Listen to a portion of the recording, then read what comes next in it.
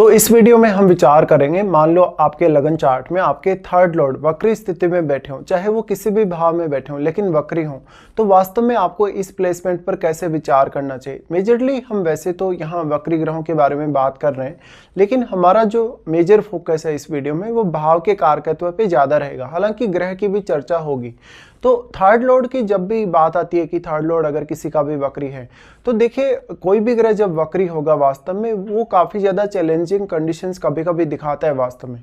और third Lord के वक्री होने से आप ये मान सकते हैं कि कभी कभी वो बहुत ज़्यादा आपको आलसी बना सकता है, कभी कभी बहुत ज़्यादा आपको हार्ड वर्किंग भी बना सकता है, यानी वो काफ़ी एक्सट्रीम रिजल्ट देता है। अब शुभ ग्रहों पे ये बात लागू होगी कि कोई भी शुभ ग्रह अगर वक्री स्थिति में है आपके चार्ट में, तो वो कभी कभी ऐसा होगा कि अपना प्रभाव खोएगा। तो वहाँ पर अब आपको स्वयं से आपके खुद से एफर्ट ज़्यादा लगाना होगा।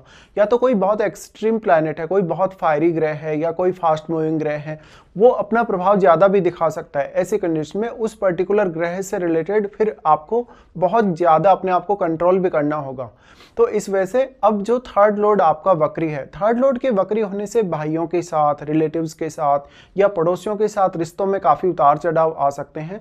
आपकी कम्युनिकेशन की एबिलिटी काफ़ी प्रभावित हो सकती है, आपकी रिस्क टेकिंग एबिलिटी काफ़ी प्रभावित हो सकती है। अगर मान लो आपका जो थर्ड लॉर्ड है अगर एक एग्रेसिव प्लैनेट है, अगर एक क्रूर ग्रह है, तो ऐसे में आप बहुत ज़्यादा कभी कभी मेहनती हो सकते हैं, लेकिन फिर आपका धैर्य जो है आपको कंट्रोल कर पाने में बहुत ज़्यादा दिक्कत होगी।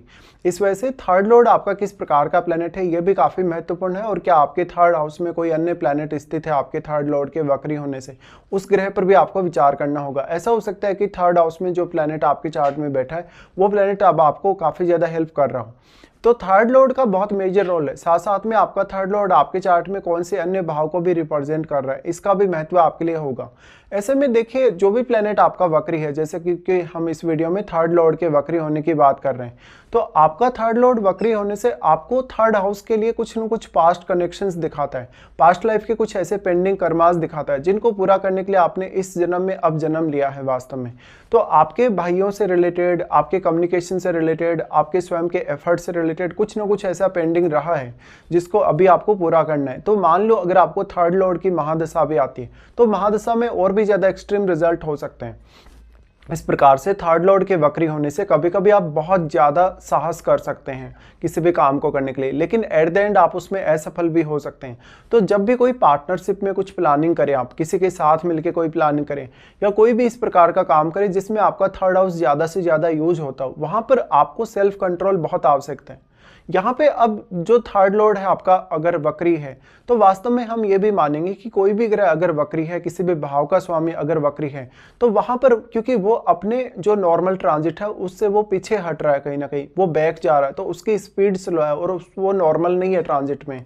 तो इस वजह से अब आपको थोड़ा ज़्यादा समय मिल रहा है थर्ड हाउस को एनालाइज करने के लिए या थर्ड हाउस को यूटिलाइज करने के लिए। ऐसे में थर्ड हाउस को अब आप ज़्यादा से ज़्यादा अच्छे से कैसे यूटिलाइज कर सकते हैं, थर्ड हाउस को आप अपने कार्यों में कैसे प्रयुक्त कर सकते हैं, कितना ज़्यादा एफर्ट आप किसी काम में लगा सकते हैं और आप सेल्फ डिपेंड कैसे बन सकते हैं ज़्यादा से ज़्यादा।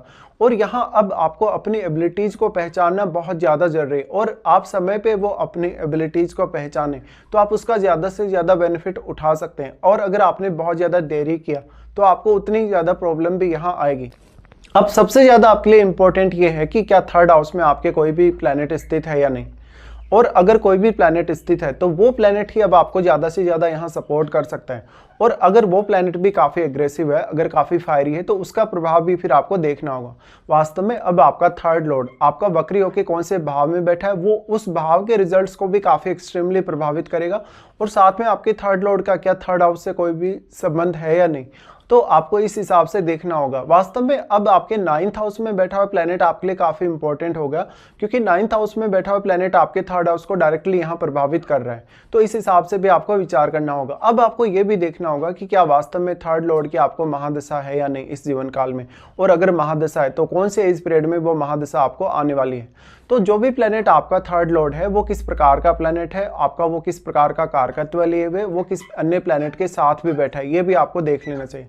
दूसरा यहाँ पर जो मेजर प्रभाव आपको देखना चाहिए, मान लीजिए आपका थर्ड लॉर्ड तो वक्री है, लेकिन वास्तव में क्या उस पर राहु का प्रभाव है, क्या वो राहु के साथ बैठा है, या केतु का प्रभाव है, या केतु के साथ वो बैठा है।